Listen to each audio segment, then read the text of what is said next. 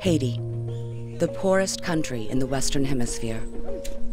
80% of the people live in poverty.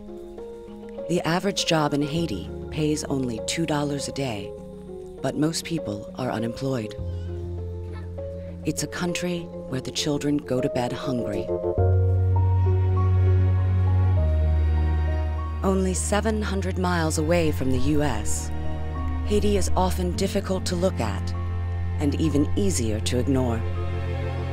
Someone once told me that when you first come into Haiti, you don't enter into Haiti, Haiti enters into you. Suddenly you're immersed into it. You smell the poverty, you feel the poverty, you hear the poverty is all around you. And it gets under your fingernails, it gets into your nostrils, and it's really something that I think most people who are feeling have a hard time letting go of. And whatever you thought you knew about the world, you could no longer turn back. At least I couldn't turn back anymore. I mean, it was completely different than what I thought the world really was about. Pediatrician Dr. John Mulqueen, along with his wife Paula, founded Forward in Health in 2006 with a mission to improve the health conditions and dignity of the people of Haiti. Since then, Forward in Health has conducted 3 to 4 medical missions to Haiti each year. The volunteer caregivers treat anything from malaria, tuberculosis, typhoid fever, skin rashes, and in some instances, maladies they've never seen before in the United States. I've been involved with Fonde Fred here in Haiti. Not I'm doing something for John. I'm doing something for me, for my people. John come to Haiti to help my people out. That's a blessing to us. John is a blessing to us. And Fonde Fred, in general, it's a blessing to Haitian people.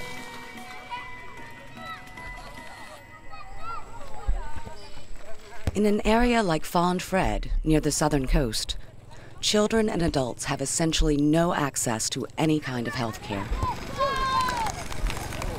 With few resources or a stable infrastructure, the Haitian government is hard-pressed to do anything to improve the situation.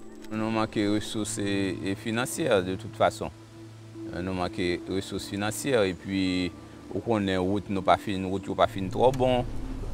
Someone once told me, gee, you know, how can people who live in Haiti be so poor? They must be lazy. It's something that they bring upon themselves. You can't live in Haiti and be lazy or you won't survive because life is just that hard. The basic things that we take for granted, eating, drinking, washing up, are an effort. You appreciate what it must be like for a person day to day to have to live in that kind of poverty. So it's a very hard life to live in Haiti, and yet that's also some of the beauty of Haiti. Serafina Lita first came to the Forward in Health Clinic 2 years ago. Il était malade, il était paralysé, et puis tout col d'ap fait mal, il pas de marcher, poté me déconne poté li. Il transpire parce que kounya là, c'est une tête fait mal assez souvent. C'est pour faire pour les petits moun tout le temps gagne une douleur, tout le temps gagne une bagaille qui fait mal. Laissez pas une c'est l'autre. Et puis mal, il pas marcher, l'elle wati moun yo ap marcher m'dou ça nuit. Serafina was literally carried into our clinic about 2 years ago. And when we asked her to walk, her knees were so swollen that she essentially hobbled a few feet. And as we checked her wrists, they were swollen. Her elbows were swollen. I mean, it quickly became apparent to us that she had what's called juvenile rheumatoid arthritis. We placed Serafina on a course of ibuprofen, Advil, Motrin, and within days when we went back to see Serafina, she was walking. Bon, il était senti bien parce que il pas de marcher, l'elle marcher, le maman marcher oui. Il était senti bien et moi me senti bien tout. Moi bien parce que le monte bécal ni courir, il pas de kembe rien ak mais ni kounyal kembe bagay et puis l'écrit ak mais li kembe li et lui même tout li remet l'église li tout, li met malade la prier pour me porter là le mettre l'église là.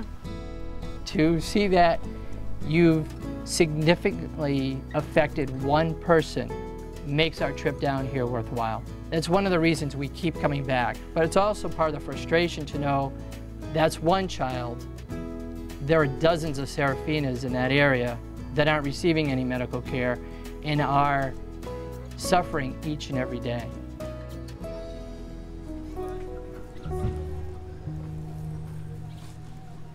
Chris Love suffers from an enlarged hernia, something that would be easily treated in the United States. With no money for medical care, Chris's condition was discovered almost by accident. I saw a little boy next to the road, her mother was washing there. And I asked her, hey, what happened to the little boy? He said, the most cute little one I never see.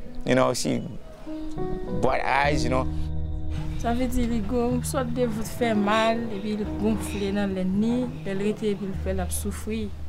Ça veut dire moi qui l'avais les souffrances pour le quand le soir pas dormir dit tout me doit faire nuit jusqu'à ce que le jour avec la souffrir. The day I met little boy, he don't eat for the whole day, nothing to eat. His mother don't have any food to give it to him. And I'm asking her can I go to your house to visit the house? When I went there, she have no bed, nothing, and then she's sleeping in the dirt there with the kids. Yesterday we have him in our clinic. We already have sent him to the hospital and tried to get the surgery done, which is hopefully that's going to be done soon, and I'm happy. The medical missions conducted by Forward in Health in both Fonde Fred and in nearby orphanages have been a gift to so many children, so many families. But it's impossible for the volunteer staff not to receive something in return. The best thing about Clinic Day is to see the look on their faces because you've helped them. And it doesn't matter what you do for them, you can give them a simple thing as a toothbrush, and the look on their face is something you'll never forget. Coming to Haiti was absolutely a very life-changing event. I'm really interested in medicine now, pediatrics specifically, but it's changed a lot of the ways that I think about, things I see in day-to-day life. Going to orphanages is an extremely important part of what Forward in Health does, and I think it's my favorite part because, it changes you. You pick up a baby and they're scared of you, but you can feel their love radiating. You can just, they hold on to you with all their love. I just feel like I want to save them all. That's how I feel when I leave.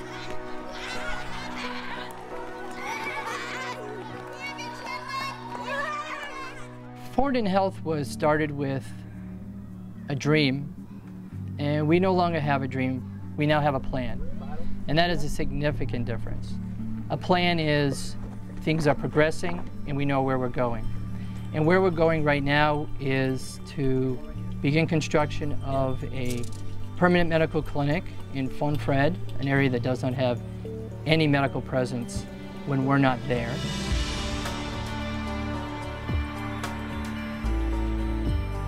I'm very excited about the building. And when we're finished, we will have about 6 or 8 exam rooms, a dental clinic, intake area, some nurse stations. We're going to have a full pharmacy, a lab, a radiology room. And able to provide what will be essentially state-of-the-art medical care in an area that right now does not have any medical care. When we get that clinic built and head up running, that's going to be a big, huge difference for the people in this community. We don't build this only for people from Fred, we build a clinic for people all over the country. When people come to us with a desire to donate to our cause, one of the questions that's often asked is, but why Haiti? Why not in your own backyard? There's plenty of poverty in the United States. And our response is, we're not trying to take any resources away that aren't already going to a worthy cause in the United States. However, the poverty in Haiti is at such a larger scale than the poverty that is seen in the United States. The United States has a poverty of not having enough, but there are safety nets. This is a poverty of having nothing. When 10 people, 20 people put $1 together, that can change girl like Serafina. That can change the little boy, help the little boy get operation.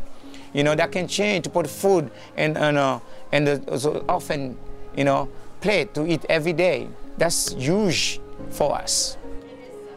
Each donation makes a significant impact because we're a small, well-focused group. Bon, espoir mwen gen, c'est espoir sou nou, parce que après bon Dieu, c'est nous-mêmes, parce que bon Dieu te voye nous vinn passer bon ici pour nous te faire. Pour nous te wati moun, pour nous te faire ça, moi même pas de gen espoir d'ici tout.